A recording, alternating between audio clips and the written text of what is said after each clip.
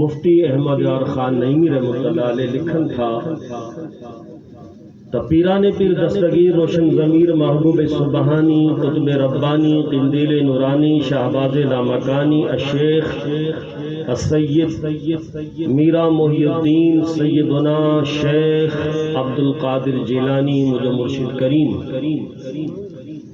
हर महीने जी 12 तारीख़ ते नबी पाक जो मीलाद ॾाढो धूम धाम सां मनाईंदा हुआ।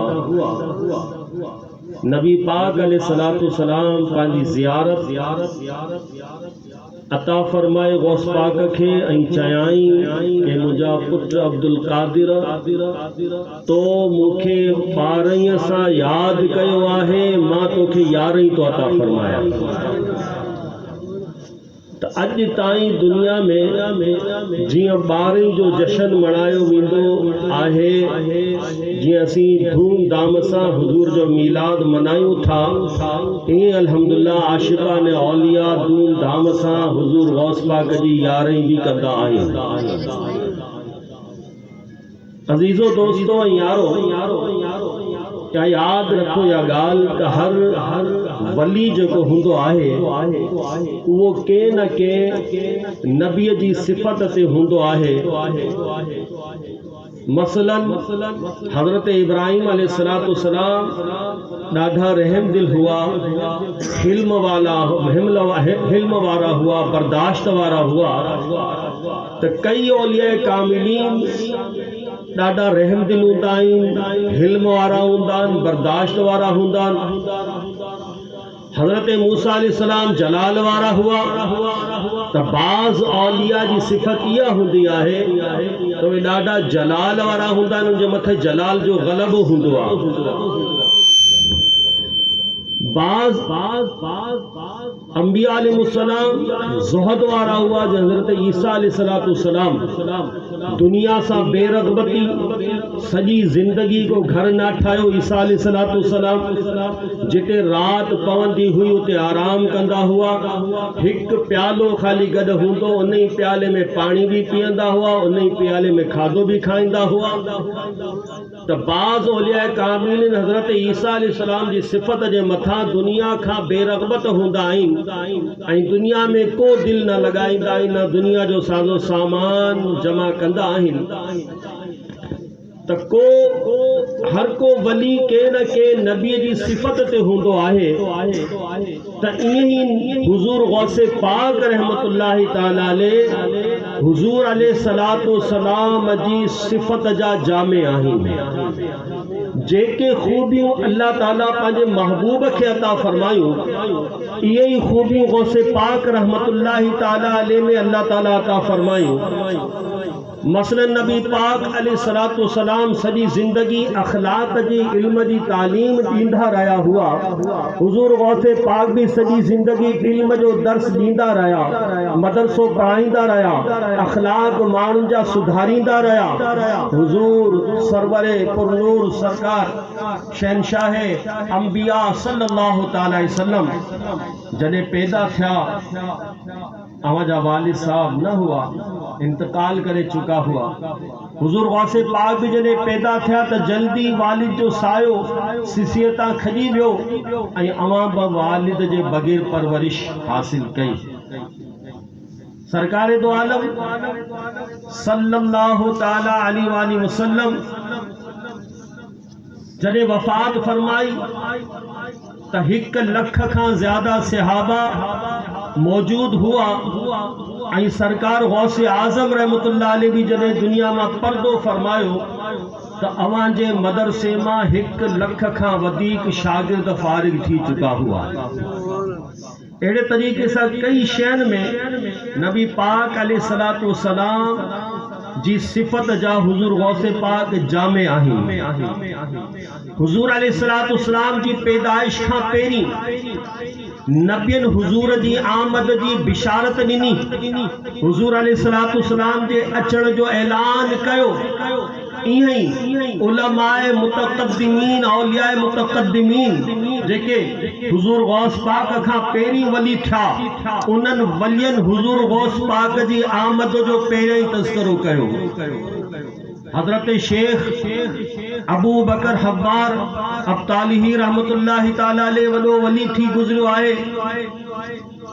जो हिकिड़ो फरमान आहे कि जेको शख्स 40 अरबा तक 40 अरबा मुंहिंजे क़ब्र जी ज़ियारत कंदो, अल्लाह ताला उनखे जहन्नम में कोन मोकिलींदो, उनखे जहन्नम जी बाह न साड़ींदी। साहिब कलाइदुल जवाहिर जेके हिन बुजुर्ग जो ज़िक्र था कनि, ये लिखनि था पंहिंजी किताब में कि इहा मशहूर करामत आहे शेख अबू बकर हब्बार रहमतुल्लाहि ताला अलैहि जी कि अॼु बि साईं जे मज़ार जे वेझो को वञी मच्छी पचाए या गोश्त पचाए त उहो न पचंदो आहे, पाए उनखे न साड़ींदी आहे। इहा अवां जी करामत आहे। इहो शेख अबू बकर हब्बार रहमतुल्लाहि ताला अलैहि वॾे मर्तबे वारो अल्लाह जो वली हो, गौस पाक खां पहिरियां थी गुज़रियो आहे।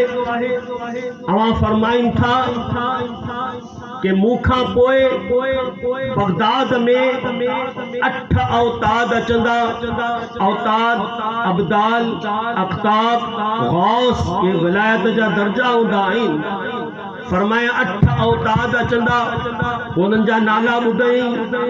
चई मारूफ़ करखी भी हूंदो, सहल बिन तुस्तरी भी हूंदो, सहल तुस्तरी भी हूंदो, बिश्र हाफी भी हूंदो।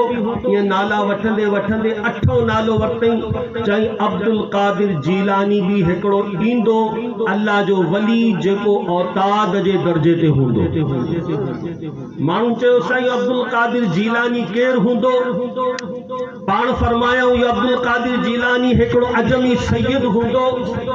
अल्लाह ताला उनखे एॾो त मकाम ऐं मर्तबो अता फरमाईंदो त मुंहिंजूं अखियूं ॾिसनि वेठियूं त बगदाद जी जामा मस्जिद जी मिंबर ते वेही करे उहो अल्लाह जो बानो ऐलान कंदो, क़दमी हादिही अला रक़बती कुल्ली वलिय्यिल्ला, मुंहिंजो ही कदम हर वलीअ जे कंध ते आहे। त वली गर्दन झुकाए चवंदा कि बल रासी अलल आईनी, ऐ अब्दुल कादिर जीलानी तुझो कदम असांजे सिर्फ़ गर्दन ते न आहे बल्कि अखियुनि ते भी आहे, सिरनि ते भी आहे कदम।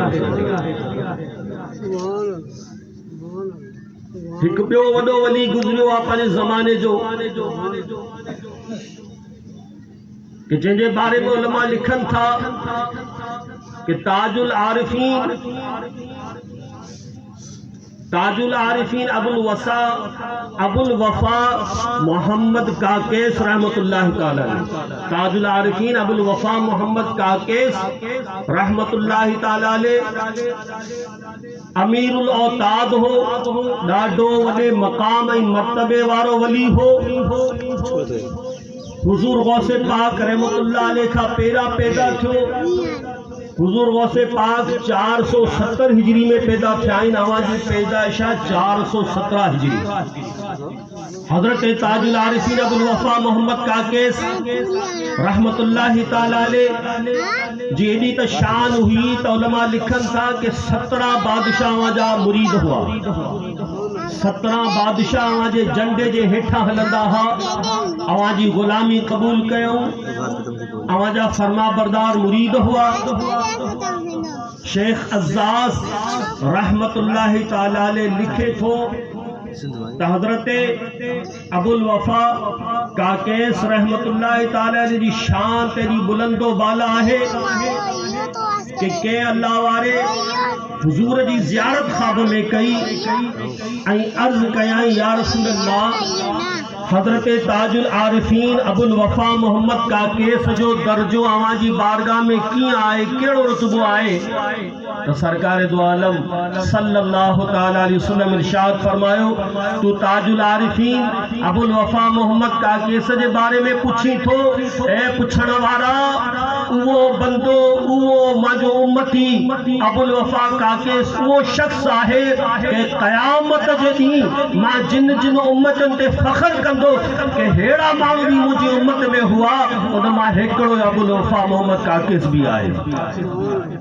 कि क़यामत जी ॿी उम्मतिन जे मथे फ़ख्र कंदुसि केॾे मक़ाम ऐं मर्तबे वारो मुंहिंजो उम्मती आहे इहो त रुतबो ऐं मक़ाम अवां जो आहे अवां जो को फरमान आहे अवां चवनि था अवां जो इरशाद आहे कि को भी शख्स उन वक्त ताईं दर्जा मशीखियत यानी के बुजुर्ग जी मसनद ते कोन थो वेही सघे जेसि ताईं उनखे कुन खां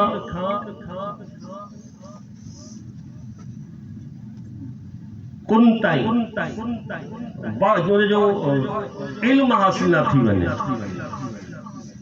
काफ खां वठी क़ाफ ताईं इल्म हासिल न थी वञे माण्हू चयोसीं काफ हिकिड़ो सन्हो काफ हूंदो आहे उनजो मखरज जेके कारी साहब उन्हनि खे ख़बर हूंदी आहे कि ज़बान जी जड़ ऐं तालुअ जो सख़्तु हिसो तारूअ जो हूंदो आहे ऐं जेको काफ ॿ नुक़्ते वारो काफ हूंदो आहे उनजो मखरज ॿियो हूंदो आहे त अवां फरमाए कि काफ खां वठी क़ाफ ताईं जेसि ताईं उनखे इल्म हासिल न थी वञे उहो शख़्स के बुजुर्ग जो वारिस न बणिजे सजादा नशीन न बणिजी वेही करे गद्दीअ ते कोई बुज़ुर्गीअ जा रोब न करे उहो शख़्स कोन थो बुज़ुर्गीअ जी गद्दीअ ते वेही सघे माण्हू पुछो साईं हिन जो मतिलबु छा आहे काफ खां वठी क़ाफ ताईं इहो छो मतिलबु आहे त पाण फरमायूं कि काफ जो मतिलबु आहे कुन फयकून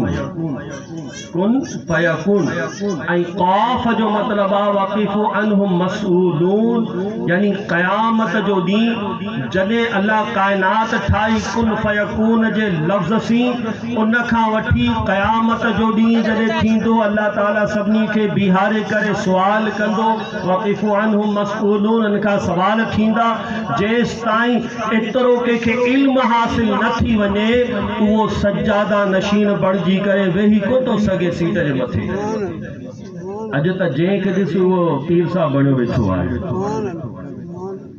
अॼुकल्ह खिलाफ़तियूं मिठाईअ खां विराजनि थियूं खिलाफ़तियूं मिठाईअ खां माण्हुनि खे विराजनि थियूं सजादा नशीनियूं मिठाईअ खां माण्हुनि खे विराजनि थियूं लेकिन के पीर जो के बुज़ुर्ग जो सजादा नशीन बणिजी करे वेहण वॾी ॻाल्हि आहे वॾो मर्तबो आहे हिन जो त साईं ताजुल आरिफीन अबुल वफ़ा मोहम्मद काकेस रहमतुल्लाह अलैह हिकु भेरो बयान वेठा कनि इहो वो ज़मानो आहे कि गौस पाक उन ज़माने में जामिया बगदाद में निज़ामिया अंदर तालिब इल्म हुआ हुज़ूर गौस पाक अब्दुल कादिर जीलानी रहमतुल्लाह अलैह महफ़िल में अची करे वेठा साईं जी नज़र पई हुई गौस पाक जे मथे अब्दुल कादिर मुंहिंजी महफ़िल में आयो आहे शेख अबुल वफ़ा काकेस रहमतुल्लाह ताला अलैह माण्हुनि खे हुकुम ॾिनो कि नौजवान खे हथ मां जले करे महफ़िल मां ॿाहिरि कढो हिकिड़ो शख़्स उथियो मुरीद शेख अब्दुल कादिर जीलानी गौस आज़म दस्तगीर रज़ी अल्लाह ताला हथ जले करे महफ़िल मां ॿाहिरि कढी छॾियो हुज़ूर गौस पाक वरी महफ़िल में अचे वेही रहिया नाराज़ न थिया वरी ऐलान कई कि हिन नौजवान खे मुंहिंजे महफ़िल मां वरी ॿाहिरि कढो वरी हिकिड़े शख़्स हथ जले करे ॿाहिरि कढी छॾियो वरी गौस पाक अचे वापसि वेही रहिया नाराज़ न थिया टियों दफ़ो शेख अबुल वफ़ा काकेस रहमतुल्लाह अलैह मिंबर ते बीह करे चवण लॻो कि ए महफ़िल में वेहण वारो ॿुधो मूं हिन नौजवान खे हिन जे लाइ न कढो महफ़िल मां के को नापसंदीदा शख़्सियत आहे को सुठो माण्हू न आहे मूं ॿ दफ़ा हिन खे इन लाइ कढियो आहे कि अवां हिन खे बग़ौर ॾिसो ऐं सुञाणी वञो मिसाल जे तौर ते हींअर मां अगरि ऐलान कयां कि भई हिन ॿारड़े खे ॿाहिरि कढो त सभिनी निगाहियुनि जी तरफ़ अचे वञे सभु गौर सां ॾिसंदा यार ही ख़तीब साहब छो नाराज़ थियो हिन ॿार खां को वजह त हूंदी हिन ॿार खे ॿाहिरि वेठो कढे सभु ॾिसंदा गौर सां ई सुञाणी वेंदा वरी ॿिए दफ़ा अचे ॿिहंदो ॿिए दफ़ा ई मां चवंदुसि कि हिन ॿार खे ॿाहिरि कढो त वरी तव्हां ॾिसंदव कि हिन ॿार कहिड़ी ग़लती कई आहे जो वरी ख़तीब साहब हिन खे चए थो ॿाहिरि कढो त शेख अबुल वफ़ा काकेस मोहम्मद काकेस रहमतुल्लाह अलैह फरमाइनि था कि मूं हिन लाइ ॿाहिरि न कढो कि हिन को ग़लति कमु कयो आहे या नापसंदीदा नौजवान आहे ए बगदाद वारो मूं हिन खे ॿाहिरि इन लाइ कढियो ॿ दफ़ा कि अवां हिन खे सुञाणी वञो, गौर सां ॾिसो। ऐं मां तव्हांखे इहा बिशारत थो ॾियां कि मूंखां पोइ जेको हिन बगदाद में कुतुब थींदो, इहो नौजवान थींदो। कुतुब जे मक़ाम ते जेको फ़ाइज़ थींदो, इहो नौजवान थींदो। ऐं उहो नौजवान आहे कि जेको बगदाद जे मिंबर ते वेही करे इहो ऐलान कंदो, क़दमी हाज़िही अला रक़बती कुल्ली वलिय्यिल्लाह, ही मुंहिंजो कदम तमाम औलिया जे कंध ते आहे। पोइ हज़रत शेख अबुल वफ़ा काकेस रहमतुल्लाहि तआला अलैह गौस पाक जे अॻियां हथ ॿधी करे बीह रहिया। उहो वली जंहिंजा ग़ुलाम 17 बादशाह, लेकिन गौस पाक जे अॻियां अदब सी बीह करे अर्ज़ करण लगा, दाढ़ीअ ते हथ रखी कि ए अब्दुल कादिर, हींअर मां ॿुढो आहियां, पोड़ो आहियां, तूं जवान आहीं, पर जॾहिं उहो वक़्तु अचे तूं जामा मस्जिद बगदाद जे मिंबर ते वेही करे ऐलान कंदे कि क़दमी हाज़िही अला रक़बती कुल्ली वलिय्यिल्लाह। ए अब्दुल कादिर, उन टेमत हिन पोड़े खे मत भुलिजे, हिन पोड़े खे भी याद रखजा। ऐं मूंखे भी अल्लाह जी बारगाह में मुझे वास्ते भी दुआ ला हथड़ा खजा कि आऊं भी तुझो मोहब्बत करण वारो गुलाम आया। इन ला करे आला हज़रत इमाम सुन्नत रहमतुल्लाह अलैह फरमायो कि जो वली कब्ल हुए, बाद हुए या होंगे, जो वली कब्ल हुए, बाद हुए या कयामत तक होंगे, सब अदब रखते हैं दिल में मेरे आका तेरा। भी जाते गौस पाक फरमाए तो वाह क्या मर्तबा गौस है बाला तेरा, वाह क्या मर्तबा गौस है बाला तेरा, ऊंचे ऊंचों के सरों से कदम आला तेरा। तो मुझे अजीज दोस्तों, हुजूर अलैहिस्सलाम जी आमद खां पहिरियां ईसा अलैहिस्सलाम ऐं तमाम अंबिया हुजूर जूं बिशारतूं अता फरमायूं। अहिड़े ई तरीक़े सां हुजूर गौस पाक जी आमद खां पहिरीं जा जेके वली गुज़रिया हुआ औलिया मुतक़द्दिमीन, उन्हनि गौस पाक जी आमद जा तज़किरा कया, गौस पाक जी आमद जा नारा हयां, गौस पाक जी मोहब्बत माण्हुनि जे दिलनि में पैदा कयूं ऐं हुजूर गौस पाक जी मदह सराई कयूं। उन खां पोइ औलिया मुतअख़िरीन जेके आया, जेसि ताईं क़यामत हूंदी क़ाइम थींदी, तेसि ताईं जेके भी वली ईंदा इहे गौस पाक जी मदह सराई पिया कंदा। मुझे गौस खे अल्लाह वॾो दर्जो अता फरमाए, वॾो मक़ाम ऐं मर्तबो अता फरमाए। त इहा महफ़िल यारें जी महफ़िल आहे ऐं असीं अल्लाह वारनि सां मोहब्बत करण वारा आहियूं। अल्लाह वारनि जी सोहबत, अल्लाह वारनि जी माइयत ऐं अल्लाह वारनि जी मोहब्बत इहो नजात जो सबब बणिजे थी। जीअं त मूं महफ़िल जे शुरू में हिकिड़ी आयत करीमा तिलावत कई, हाणे उनजो तर्जुमो ऐं उन जे बारे में कुछ वज़ाहत ॿुधंदासीं। अल्लाह ताला इरशाद फरमायो, वस्बिर नफ्सक मअल्लज़ीन, पंहिंजे नफ्स खे मशगूल रख, पंहिंजे नफ्स खे मशगूल रख उन माण्हुनि सां गॾु यदऊन रब्बहुम बिलगदाति वल्लशी, जेके सुबुह शाम अल्लाह खे यादि कंदा आहिनि, जेके अल्लाह पाक खे सुबुह ऐं शाम यादि कंदा आहिनि, उन अल्लाह वारनि सां गॾु पंहिंजे नफ़्स खे मशगूल रख, उन्हनि जी सोबत इख्तियार कर। हाणे गौर फरमायो, अल्लाह रब्बुल आलमीन जल्ल शानहू असांखे हुकुम पियो ॾे उन माण्हुनि जी सोबत में रहण जो जेके अल्लाह जो ज़िक्र कंदा आहिनि। ऐं ज़िक्र भी कीअं कंदा आहिनि, युरीदून वजहहू, उन जो मक़सद इहो न हूंदो आहे कि मूंखे जुबो विझी करे ऐं वॾी दस्तार ॿधा, इमाम वॾो ॿधा या दीन जो कमु आहे, इन जे लाइ इन नियत सां कयां कि माण्हू मूंखे नेक सम्झनि ऐं मुंहिंजा हथ चुमनि ऐं मुंहिंजी इमदाद भी कनि, मूंसां ताउन भी कनि, मुंहिंजी ख़िदमत भी कनि। इन नियत सां उहो नेक अमल न कंदो आहे, बल्कि युरीदून वजहहू, उन जी नियत इहा हूंदी आहे कि मुंहिंजो रब मूं वटां राज़ी थी वञे। मां जेको बि नेक अमल कयां थो उहो इन नियत सां कयां थो कि अल्लाह राज़ी थी वञे। पोइ वरी रब ताला इरशाद फरमाए थो, ला तअदु ऐनाका अन्हुम, ला तअदु ऐनाका अन्हुम तुरीदु ज़ीनतल हयातिद दुनिया। ऐ मुंहिंजा बंदा, पंहिंजी निगाह उन अल्लाह जे नेक पाननि वटां मता गॾे हटाई दुनिया जी ज़ीनत में गुम थी करे। ईअं न थिए त तूं दुनिया जी ज़ीनत में, दुनिया जी अयाशियन में गुम थी करे पंहिंजूं निगाहूं उन बुज़ुर्गनि तां हटाए करे वरी दुनिया जी शयुनि में तुंहिंजूं निगाहूं मशगूल थी वञनि। कॾहिं मता ईअं करे, ला तअदु ऐनाका अन्हुम, पंहिंजूं निगाहूं उन बुज़ुर्गनि वटां मता फेरी। ईअं न त तूं ज़ीनत दुनिया में गुम थी वञे ऐं हिननि जी सोबत खां महरूम थी वञे। अल्लाह वारनि जी सोबत वॾी नेमत हूंदी आहे। ही सॼी दुनिया जूं नेमतूं हिकिड़े पासे, अल्लाह वारनि जी सोबत हिकु पासे।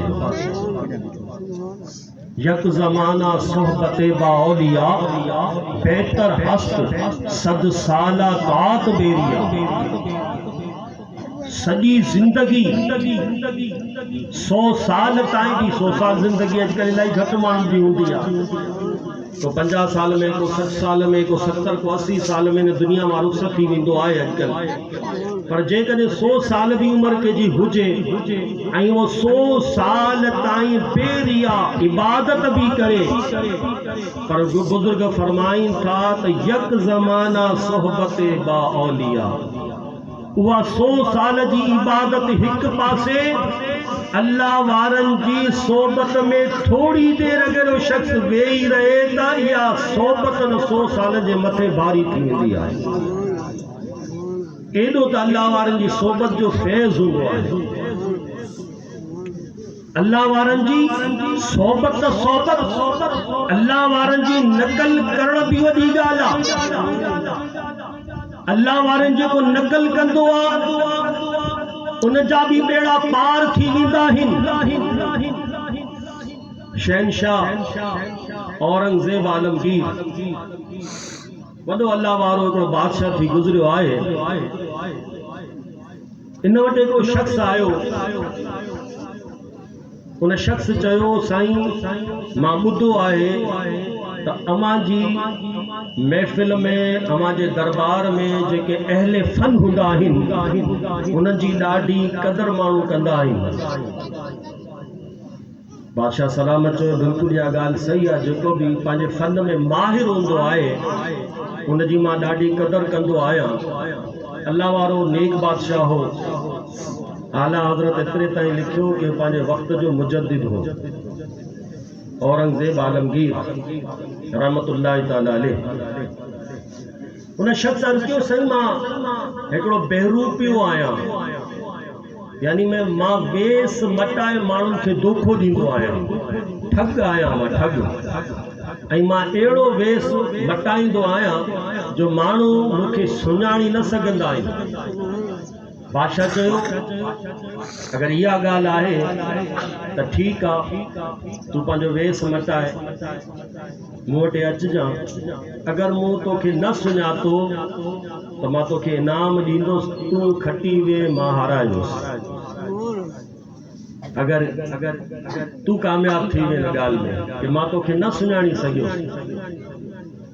उहो ठग इहा ॻाल्हि करे हली वियो। कुछ टाइम खां वो बादशाह बीमार थी पियो, ॾाढो बीमार थियो। वॾा हकीम अची इलाज कयो पर ठीक न पियो थिए।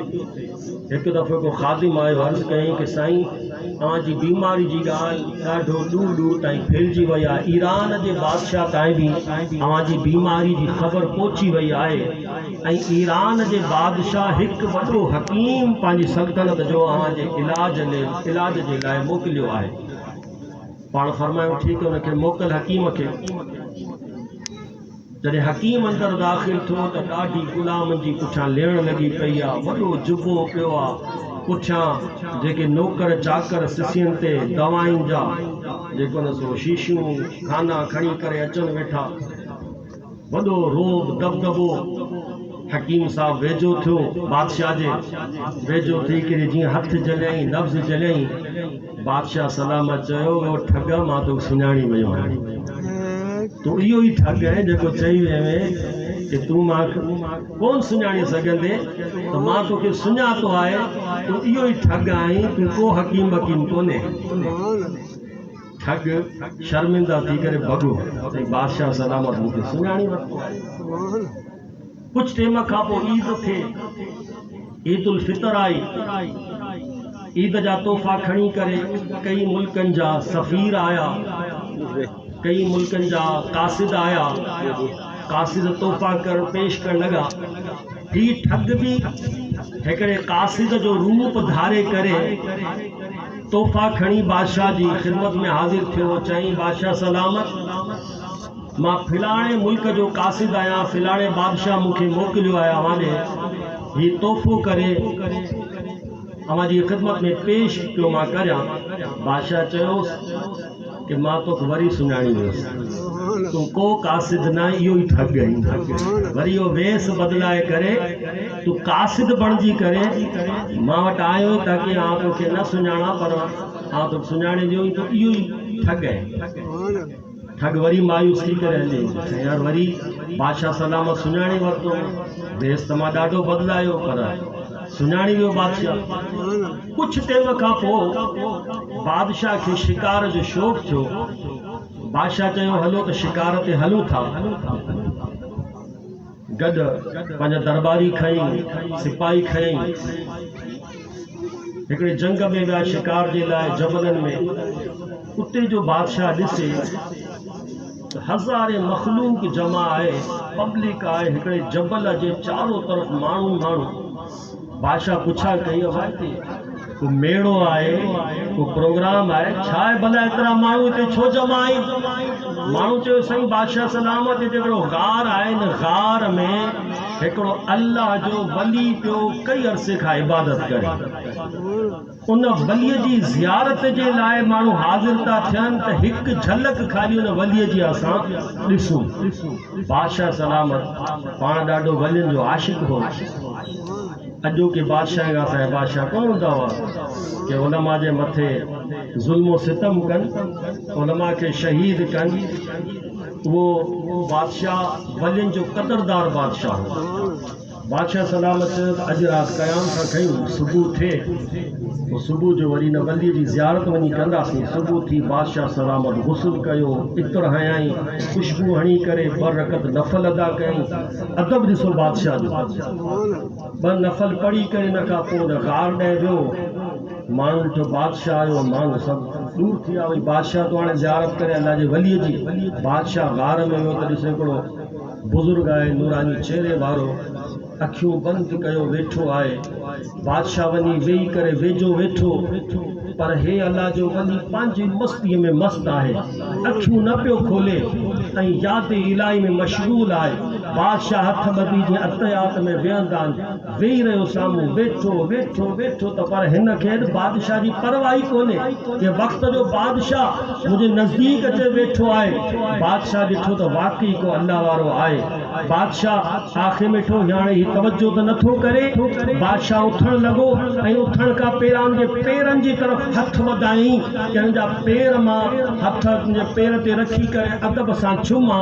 जो हथ वधाई इते उन शख़्स हथ जले करे चयो, बादशाह साहब सलामत, मां खटियोसि तूं हाराए। मां इहो ई ठग आहियां जेको अव्हांजे बारगाह में हाज़िर थियो होसि। तव्हां चओ कि तूं न सुञाणी सघे, तो आउं तोखे सुञाणी वेंदुसि, लेकिन हींअर भुलिजी विया आहियो। मां इहो ई ठग आहियां, ऐं को बुज़ुर्ग कोन्हे। इहो ई ठगई मां तव्हांखे ठगाइण लाइ करे, मूंखां खटण लाइ करे रूप इख़्तियार कयो हो। बादशाह चयो कि बिल्कुलु तूं खटी वे, हिन दफ़ा मां तोखे न सुञाणी सघियुसि। बादशाह सलामत अशरफी जी थैली खणी करे जॾहिं हुनजे अॻियां रखी, चई हाणे ठग तूं पैसा वठ, इनाम पंहिंजो वठ। ठग चयो, साईं हाणे हिन जी का ज़रूरत कोन्हे, हाँ हिन इनाम जी मुखे का जरूरत ना है, छो भला जरूरत ना है, तू तो ठग आई, तो मुखा शर्त इहो रखियो कि मां खटंदोस तो मुखे इनाम तू दीते, मां तो इनाम पियो दिया।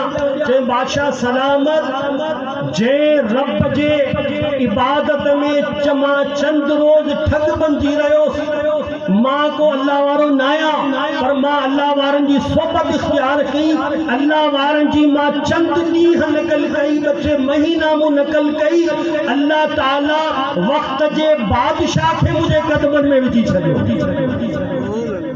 जॾहिं बचे महीना मु अल्लाह वारन जी नकल कई, उनकी सोबत इख्तियार कई आहे, त अल्लाह ताला वक्त जे बादशाह खे मुझे जॾहिं कदमन में विझी सके तो, त जॾहिं हक़ीक़ी तौर ते मां अल्लाह जो बंदो बणजी करे अल्लाह जी इबादत कंदुसि त कहिड़ा ना रब ता इनाम मिलंदा मूंखे। हाणे मूंखे इन इनाम जी का ज़रूरत न आहे। पोइ उहो ठग जेको सो जंगली तरफ़ निकिरी करे हक़ीक़ी तौर ते अल्लाह वारो बणिजी, बाक़ी अल्लाह जो वली बणिजी वियो, त ॾिसो अल्लाह वारनि जी सोबत केॾो न फ़ाइदो ॾींदी आहे। अमीर सुन्नत मुंहिंजा पीर मुर्शिद फैज़ान सुन्नत क़दीम में हिकिड़ो वाक़ियो लिखनि था त हिकु दफ़ो चोरनि जे हिकिड़ो गुरो हिकिड़े पाड़े में वियो, चोरी कयऊं। चोरी करंदे घर वारो जागी पियो, घर वारे शोर कयो, चोर चोर चोर, ही भगा भगा, पाड़े वारा भी लछू खणी दौड़िया, पर चोर आया पाड़े में, सब जने पुछा दौड़िया त ही भी भगा, चोर बचण ना करे। हाणे चोर ॾिठो कि हेर था झलजूं ऐं शामत आई, कूड़जंदासीं कुटजंदासीं माण्हुनि जे हथां।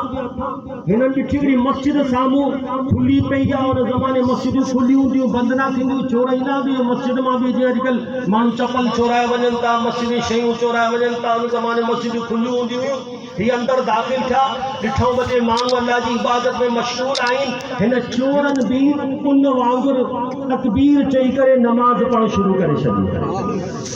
चोरनि भी नमाज पढ़ शुरू करे छड़ी। ही नारींदा नारींदा पाड़े वारा मस्जिद ताईं पहुता। जॾहिं मस्जिद में दाख़िल थिया त ॾिसनि था त ॿ टे अल्लाह वारा आहिनि जेके नमाज़ पिया पढ़नि। पाड़े वारनि चयो कि बा चोर हथ मां निकिरी विया, चोर भॼी विया हुआ, हे त अल्लाह वारा नमाज़ पिया पढ़नि, तहजुद जी नमाज़ पिया पढ़नि। हाणे हिननि खे असीं छो तंग कयूं, लिहाज़ा पाड़े वारा हले विया। जॾहिं हले विया वापसि, चोरनि ॾिठो जान बची वई, ॿाहिरि निकिरी करे पाण में वरी जॾहिं सलाह जो प्रोग्राम बनायूं त जेको उन्हनि जो सरदार हो, सरदार चयो कि दोस्तो हाणे ॻाल्हि ॿुधो, अॼु त असीं पक्का पक्का पकड़जी वञूं ऐं असांजी शाम त हुई, पर असां वक़्ती तौर ते थोड़ी देर जे लाइ असां अल्लाह वारनि जी नकल कई, नमाज जी नकल करे नमाज में बीठासीं। अल्लाह ताला असांखे दुनिया जी रुसवाईअ खां बचायो, दुनिया जे अज़ाब खां बचायो, दुनिया जी सज़ा खां बचायो। पर हाणे ॻाल्हि ॿुधो, मूं त दिलि में इहो तहियो कयो आहे कि जॾहिं थोड़ी देर इहा इबादत असांखे दुनिया जी सज़ा खां बचाए सघे थी त असीं वाकई अल्लाह जी दिल सां इबादत कंदासीं त जहन्नम खां बि बची वेंदासीं। हाणे मां त इहा नियत कयां थो कि अॼु खां पोइ मां चोरी छॾी, चकारी छॾी, मूं दोखो फराद ख़तमु कयो, मां गुनाहगार जेका ज़िंदगी गुज़ारी सा गुज़ारी, हाणे मां अल्लाह वारनि जी सोबत इख्तियार कंदुसि, अल्लाह जे नेक बाननि जी सोबत में रही करे वक़्तु गुज़ारींदुसि। हाणे मां चोरी खां तौबा कयां थो। साथियुनि चयो कि सरदार साहब जे अॻे तूं असां सां गॾु हूंदे हुए असीं तुंहिंजी पैरवी कंदा हुआसीं, तुंहिंजे पुठियां चोरीअ में हलंदा हुआसीं, जॾहिं बुराईअ में तुंहिंजी असां पैरवी कई त हाणे सुठाईअ में बि असीं तुंहिंजे पुठियां हलंदासीं, असां बि तौबा था कयूं। त उहो पूरो गिरोह जेको नेक बणिजी वियो। त मुंहिंजा अज़ीज़ दोस्तो ऐं प्यारा भाई, ॾिसो अल्लाह वारनि जी सोहबत, अल्लाह वारनि जी मोहब्बत दुनिया भी संवारे थी, आख़िरत भी संवारे थी। अॼु असीं गौस पाक जी हिन महफ़िल में वेठासीं। गौस पाक जो फरमान तव्हांखे मां ॿुधायो, हिकिड़ी रिवायत में अचे थो, गौस पाक जो फरमान है कि बेनमाज़ीअ खे मुसलमाननि जे क़ब्रिस्तान में भी दफ़न न कयो। असांखे गौस पाक सां मोहब्बत आहे? हथ खड़ो सभिनीनि खे आहे मोहबत अल्हम्दुलिल्लाह ॾिसो माशाअल्लाह सब वलियनि जा आशिक अहले सुन्नत दीवाना हुजूर गौस पाक जा अल्लाह वारनि जा दीवाना वेठा आहिनि अल्हम्दुलिल्लाह दम दम दस्तगीर गौसे आज़म मेरे पीर अवाई नारो माचा दम दम दस्तगीर गौसे आज़म मुझो पीर अमी नारो दम दम दस्तगीर जोर साओ आखिर ताईं नारो लगे दम दम दस्तगीर अञा जोर सां अञा घटि आवाज़ दम दम